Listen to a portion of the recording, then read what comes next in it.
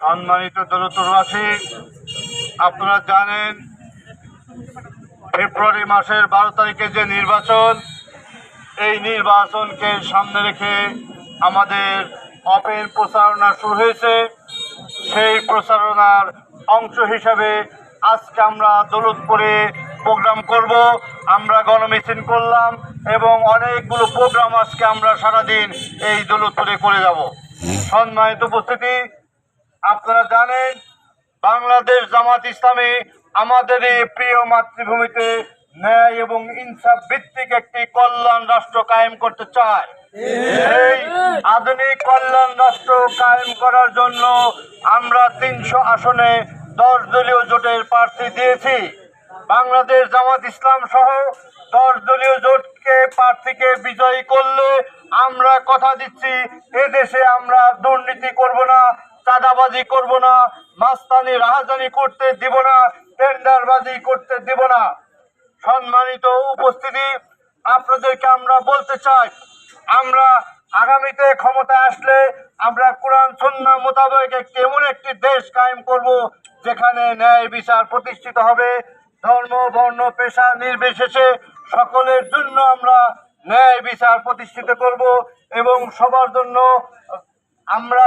জন্য খাদ্য বস্ত্র বাসস্থান সহ মৌলিক চিকিৎসা সহ সকল কিছুর ব্যবস্থা করব। চরাঞ্চলের জন্য পিছিয়ে পড়া জনগোষ্ঠীর জন্য আমরা চিকিৎসা সহ রাস্তাঘাটের উন্নয়ন করব। পদ্মা এবং যমুনার পাড়ে আমরা স্থায়ী বেড়িবাঁধ সহ আমরা মহাসড়কের ব্যবস্থার মাধ্যমে আমরা যোগাযোগ ব্যবস্থার উন্নয়ন করব এবং আমাদের পদ্মা এবং যমুনার পাড় সহ আমরা পর্যটন নগরী গড়ে তুলবে ইনশাআল্লাহ।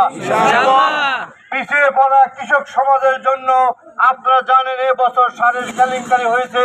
আমি কথা দিচ্ছি, আমরা ক্ষমতায় আসলে আপনাদের ভোটে যদি আমরা নির্বাচিত হই তাহলে কৃষকের জন্য ন্যায্য মূল্যে সার এবং বীজের ব্যবস্থা করবে ইনশাআল্লাহ। আগামীতে আমরা যত সমস্যা আছে ইনশাআল্লাহ সমস্যার সমাধান করে দিব। এই জন্য বাংলাদেশ জামাত ইসলাম সহ 10 দলকে আগামী 12ই ফেব্রুয়ারিতে আপনারা ভোটের মাধ্যমে বিজয় করে ন্যায় ইনসাফ এবং সৎ এবং যোগ্য ব্যক্তিদেরকে ক্ষমতায় দিবেন। কোরআন সুন্নাহ মোতাবেক আমরা একটা রাষ্ট্র গঠন করব। সেই সাথে আপনাদের প্রত্যক্ষ ভূমিকা এবং ভোট দেওয়ার জন্য আমি আহ্বান করেছি। আমাদের মার্কা দাঁড়িপাল্লা মার্কায় ভোট দিয়ে বাংলাদেশ জামাত ইসলাম সহ 10 দলকে ক্ষমতায় আনার জন্য আপনারা সর্বোচ্চ চেষ্টা করবেন, এই আহ্বান রেখে আমার কথা শেষ করছি। ওয়া মা তৌফিক ইল্লা বিল্লাহ। আসসালামু আলাইকুম ওয়া রাহমাতুল্লাহি ওয়া বারাকাতুহু।